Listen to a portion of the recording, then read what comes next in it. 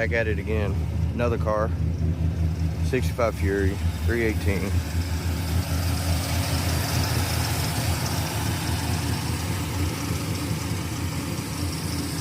This one was semi-restored originally, but they did a terrible job on the Bondo. Interior is actually kind of decent. If I remember correctly, the only thing we did to it years ago was we put brand new carpet in it. My uncle, you know, I sold this to him. He's done a little bit more stuff to it. I don't necessarily agree to it like this wiring, but I'm gonna fix that up real nice and get the radio working correctly and get the factory amp working. Now these cages in the rear, I don't know if they were gonna go for a police car look originally or what. We thought they were kind of neat, so we kept them, but they are a little weird. Got baby moons on it. They're actually held up pretty good.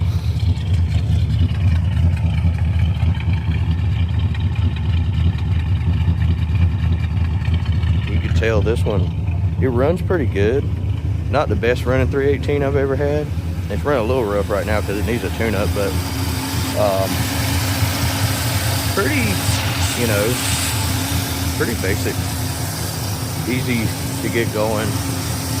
Got factory AC, not factory, I'm sorry, aftermarket AC. But here's the Bondo shit I was talking about. This is way too much. If you're having to put on this much body filler, you're doing it wrong. And I know that, and I'm not even a body guy. So whatever happened here originally, it needs to be fixed correctly. Hell, I would rather paint over it being a little bit wavy than put that much Bondo on there. That's ridiculous. I mean, look at this shit.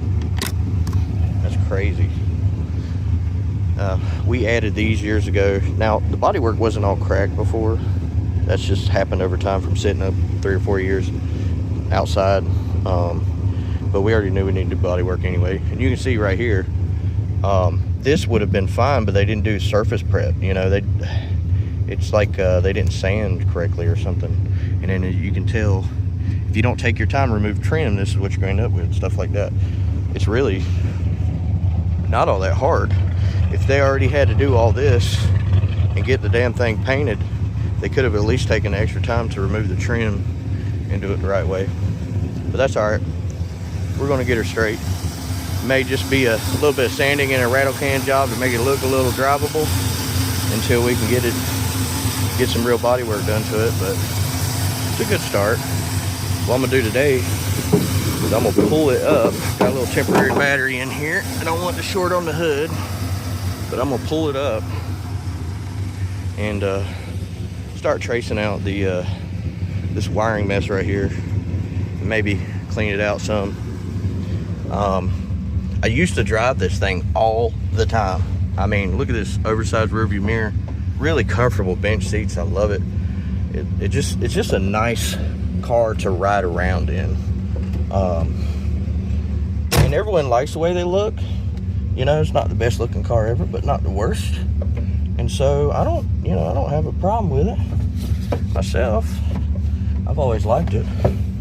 I used to drive in an hour to and from work every day, driving in snowstorms, passing by people with four-wheel drive cars and stuff. For whatever reason around here in Tennessee, they can't drive in the winter time or when it rains or in general, but you know, I digress. The other thing about this car is they've changed the transmission at some point or something, because oh, what if I have the e-brake on? I don't think I do. It's just been sitting, so the calipers are sticking a little bit too. I'd like to get rid of this steering line here. You can see I'm hitting the gas and it's moving, but it's not moving like it should. I'm pretty sure it's just needs to be driven for the brakes, because I don't really, it stops good, but I think they're just rusted.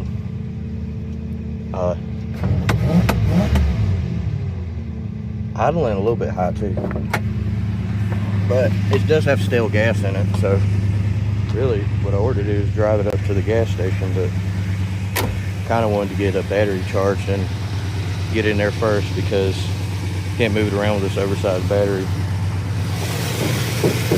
This is like a battery off of a forklift, so it's not meant for this.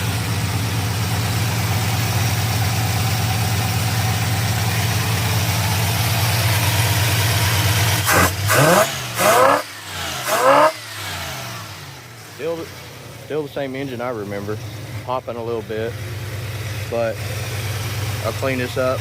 I put in this fuel system originally. It really breathed life back into this car. It made a huge difference. I put in an electric fuel pump, regulator, and a fuel gauge, and some nice hoses, and a new carburetor. Fixed all the vacuum leaks and such. You can tell I've got brand new vacuum on the boost. Looks like a new coil pack, newer wires. I might just pull the plug to make sure they're clean, change the oil, make sure power steering fluid isn't low, check all the fluids. But yeah, this is another little project.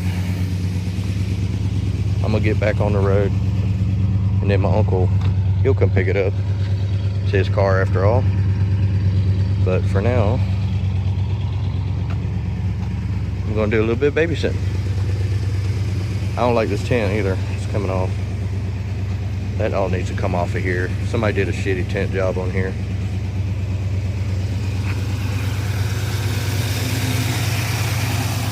But yeah, 65 Pures. Don't remember exactly what the deal was here. I noticed got coolant in it, and it was starting to get warm, and I realized I have an electric fan in this and it wasn't running. So I believe this is the issue here, and this all just needs to be done better. I do remember it worked fine originally. I'm guessing he got into the wiring and maybe didn't know what he was doing or something. And plus, you know, I need to do something different with this right here. This whole situation I don't like. So I can see we've got a negative here going to the fan, and that's the positive. So I know this is the wrong wire, but it'll work. It actually carries carry more amperage to that solid copper. But I think it went into a relay originally. So he must have got into that, and that's why it wasn't running. So if I touch this to here, it should just turn on. There we go. I'm actually gonna let that run a little bit. I aired up the front tires. It was really only low, like 15, 20 PSI. They're not dry rotted either, surprisingly. But they were new tires when I parked it. All the chrome on this thing was perfect before. I really should have went out there and wiped it every now and then, because unfortunately these baby moons have gotten messed up here. Not too bad. This part's replaceable. This is not. So I'll get the steel wool and stuff and clean these up. But I don't know if I'm going to be able to bring them all the way back. And nobody ever does any chroming anymore. Especially, at least around here. And this is like Classic Car Central in East Tennessee. So it's crazy. But look at that. That's loose. But that's all rusted. For stuff like this, I wouldn't care. Paint that black. But it's up to him. Having a little bit of chrome here kind of ties everything in. So if you're going to go black, you got to black out the whole thing from here, I think.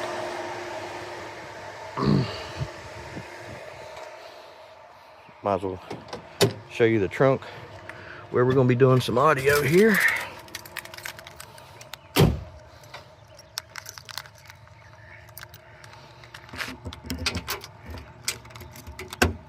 I knew it was one of these keys, and she's stuck. Oh, there we go. Yeah. So it looks like he threw some audio bonds back here. Looks like little tins. You know, it might be okay for this car. I'm not digging the carpet too much, but that can be stained or painted or whatever. He's got a couple speakers back here. Fan. I don't think that fan's gonna be used. I wouldn't go back to a clutch fan myself. Got some rubbers in here. I couldn't remember exactly where we were on this car. That was like a bazooka tube there. I ain't seen one of them in years. Used to put little 8-inch Roadmasters in these from Walmart, and you would be surprised. That's like your budget bazooka tube back in the day. Some of you guys will know what I'm talking about. Looks like man, that's one of my PA speakers there. That came, I want to say that came out of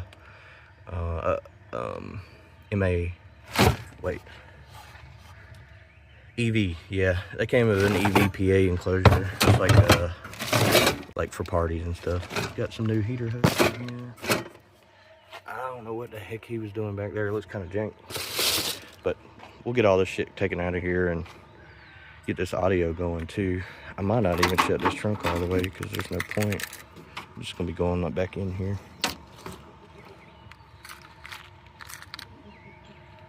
Yeah, what the hell? Well, if I can, make sure. Weeds will grow anywhere. I don't remember how to shut. I don't remember having a problem shutting before. Might need to spray something on the striker here.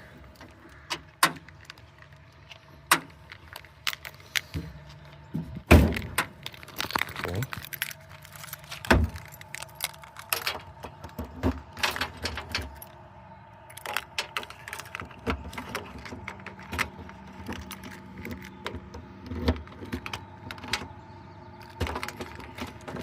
The lock isn't sticking or something.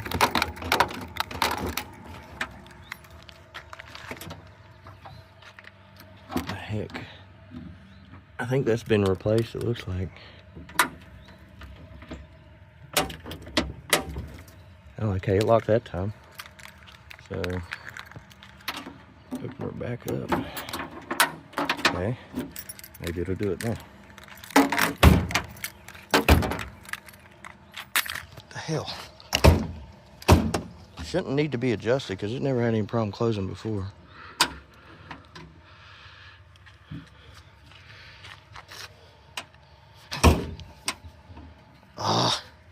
It's always something. I'll figure it out. All right, I think I got it working. Sprayed some grease in there.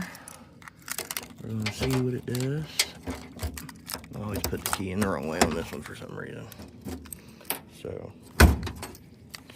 didn't shut that time. Damn. Yeah, that's gonna need to be adjusted. But I think I'll check the oil and then I might just rinse, like clean everything off. Sprayed some WD-40 in the carburetor.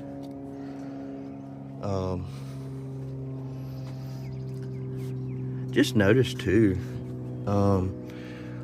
usually these have a second drive belt.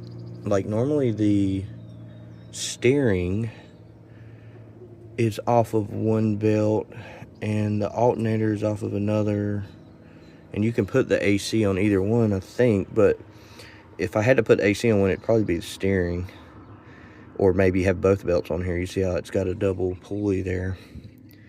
So I may look into that just to see if there's an option. I'm sure there is. Maybe I can get a second tensioner or something. I don't know. I don't remember running the air in this car a lot, so it might not even need it, but I don't like the idea of having... Oh wait, no, there is two belts. So I guess on this one there's a third one. Also, I can see from here, this belt might be coming apart. See that spot right there? I don't know what that's all about, but I'll have to check that out. Yeah, not going to take a whole lot of work to get this straight, I don't think. I think that's going to wrap up the video on this one for now.